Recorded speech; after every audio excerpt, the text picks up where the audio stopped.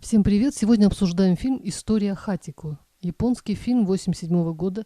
Режиссер Сейдзиро Каяма. В ролях Тацуя Накадай и Кин Сугаи. Это тот самый фильм, в котором рассказывается история собаки из породы Акита, и звали ее Хачи, что значит «восьмой». Есть голливудский фильм с Ричардом Гиром. Его, наверное, все видели, но я решила посмотреть оригинальный фильм японский. Биографическая справка. Хатико появился на свет 10 ноября 23 года в японской префектуре Акита. Фермер решил подарить щенка профессору Хидесабура Уэно, работавшему в Токийском университете. Профессор дал щенку кличку Хатико от Хачи-8 и суффикса «ко», обозначающего привязанность или зависимость, так как пес был восьмой по счету собакой профессора. Когда Хатико подрос, он везде непременно следовал за хозяином. Тот ежедневно уезжал в город на работу, поэтому пес сначала провожал его до входа на станцию Сибуя, а затем в 3 часа дня вновь возвращался туда, чтобы встретить хозяина. 21 мая 1925 года у профессора в университете случился инсульт. Врачи не смогли спасти ему жизнь, и домой он уже не вернулся. Хатико на тот момент было 18 месяцев. В тот день он так и не дождался хозяина, но стал приходить на станцию ежедневно, терпеливо ожидая его до позднего вечера. Ночевал он на крыльце профессорского дома. Несмотря на то, что пса пытались пристроить в дома друзей и родственников профессора, он неизменно продолжал возвращаться на станцию. Местные торговцы и железнодорожники прикармливали Хатико, восхищаясь его настойчивостью. Пес стал известен на всю Японию в 1932 году после публикации в одной из крупнейших газет Токио статьи «Преданный старый пес ожидает возвращения своего хозяина, умершего 7 лет назад». История покорила сердца японцев, и на станцию Сибуя стали приезжать любопытствующие с целью посмотреть на пса. Хатико приходил на станцию в течение 9 лет, вплоть до своей смерти 8 марта 1935 года. Мертвого Хатико нашли на улице, недалеко от станции. У него был рак в последней стадии и филиарии в сердце. 21 апреля 1934 года Хатико был воздвигнут памятник, на открытии которого он лично присутствовал. Во время Второй мировой войны памятник был уничтожен, металл памятника пошел на военные нужды. После окончания войны в августе 1948-го памятник был восстановлен. Сегодня статуя Хатико у станции Сибуя является местом встречи влюбленных, а сам образ пса в Японии стал примером беззаветной любви и верности. Останки Хатико хранятся в виде чучела в Национальном музее науки Уэно, Токио, Япония. Часть останков Хатико кремирована и захоронена на кладбище Аояма, район Минато-ку, Токио. Также Хатико отведено почетное место на японском виртуальном кладбище домашних животных. На истории Хатико были основаны фильмы 1987 года «История Хатико» и ремейк в 2009 году «Хатико. Самый верный друг». Я вот думаю, если у японцев так туго было с металлом, что они аж памятники разбирали, зачем вообще надо было им ввязываться в эту войну?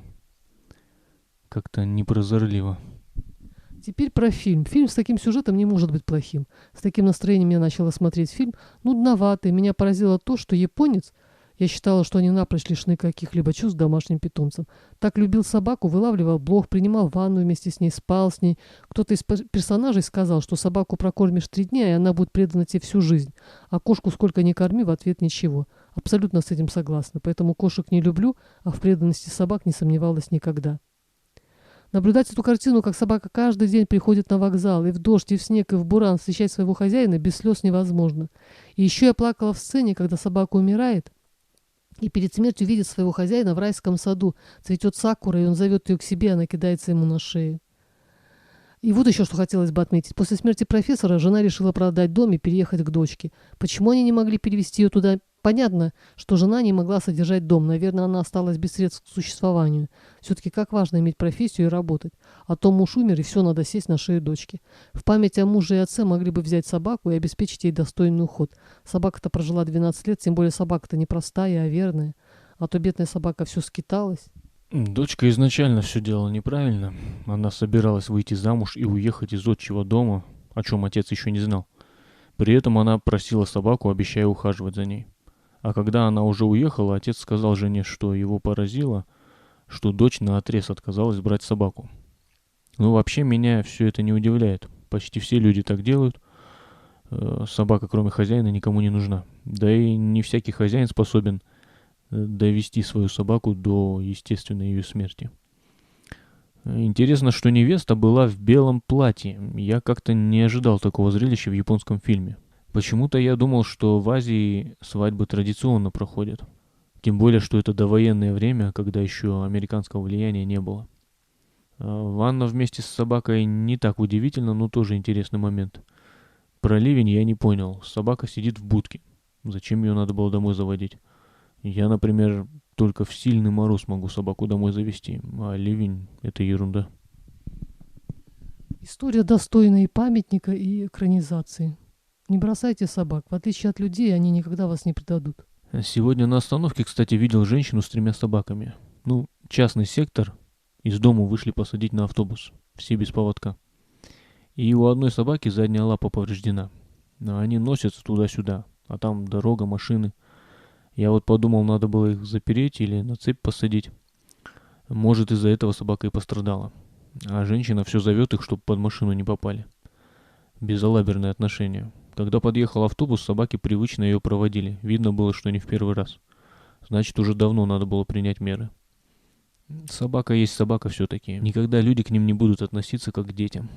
Грустная история. Люди могут как-то за себя постоять, а собаки целиком зависят от нас. И хозяина выбрать не могут. Уж какой достанется. На этом все. Всем пока. Пока.